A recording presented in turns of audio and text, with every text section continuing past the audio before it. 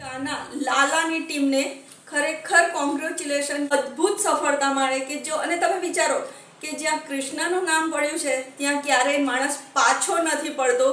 એ આ પરફેક્ટ ઉદાહરણ છે આ લાલો મૂવીનું. તો બસ તમે પણ ચોક્કસથી લાલો મૂવી જોવા જજો ફ્રેન્ડ્સ, અને જોઈ આવ્યા પછી રિવ્યૂ શેર કરવાનું ના ભૂલતા.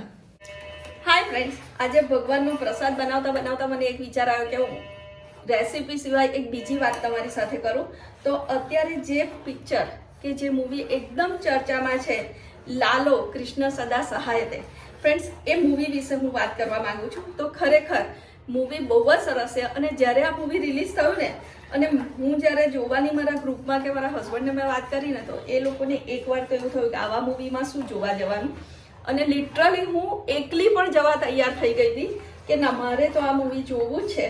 અને મેં ત્યારે લગભગ આજથી 20-25 દિવસ પહેલાં એ મૂવી જોયું, અને ખરેખર મૂવી બહુ જ સરસ છે ફ્રેન્ડ્સ. અને બીજી એક વાત, વડીલો તો જાય છે કારણ કે એમને કૃષ્ણમાં શ્રદ્ધા છે, પણ હું કહું છું કે આ મૂવી ખરેખર ટીનેજર્સ અને યંગ જનરેશને જોવું જોઈએ. એનું રીઝન છે કારણ કે યંગ જનરેશનને તર્ક બહુ આવે કે ખરેખર કૃષ્ણ છે.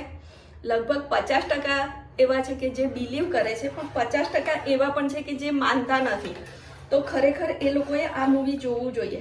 અને તમે એવું વિચારો ને કે કૃષ્ણ છે એની શું ખાતરી, તો હું તમને એ કહું કે જ્યારે તમારી મમ્મી તમને પ્રેમ કરતી હોય છે, પ્રેમથી ખવડાવે છે, તમારી કેર કરે છે, તો એ વસ્તુ તમે અનુભવી શકો છો. એવું કહે છે કે લો આ 1 કિલો પ્રેમ છે, 2 કિલો પ્રેમ છે, ના, નથી. ફૂલોની સુગંધ તમે ક્યારેય જોઈ છે? નથી જોઈ ને, પણ તમે એને અનુભવી શકો છો. પવનને તમે ક્યારેય જોયો છે? ના, પવનને તમે અનુભવી શકો છો. એવી જ રીતે કૃષ્ણને તમારી આજુબાજુ અનુભવવાની વાત જ તમને આ મૂવીમાં જણાવવામાં આવી છે ફ્રેન્ડ્સ. અને એવું કંઈ નથી કે તથાસ્તુ કહી દેશે ને બધું થઈ જાય, ના, એ તમને હેલ્પ કરે છે. કર્મ તો તમારે જ કરવાનું છે. એક સાદી ભાષામાં આ મૂવીમાં સમજાવવામાં આવ્યું છે. એમના જે ડિરેક્ટર છે અંકિતભાઈ, ખરેખર ડાઉન ટુ ધ અર્થ માણસ છે. મેં ઘણા બધા રિવ્યૂ જોયા.